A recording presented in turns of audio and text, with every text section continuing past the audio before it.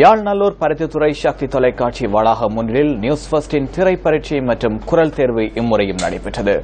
இதன் மூலம் தெரிவு செய்யப்படுபவருக்கு நியூஸ் ஃபர்ஸ்டின் மணித்தியால செய்திகளை வாசிப்பதற்கான அரிய சந்தர்ப்பம் கிட்டவுள்ளது.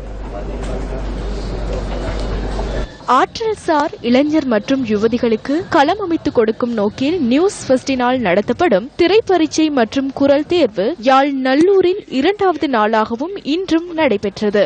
இன்று காலை ஆரம்பமான திரைப்பரீட்சை மற்றும் குரல் தேர்வில் வடமாகாணம் உள்ளிட்ட நாட்டின் பல்வேறு பகுதிகளிலிருந்து வருகை தந்திருந்த இளைஞர் யுவதிகள் கலந்து கொண்டு திறமையை வெளிப்படுத்தினர்.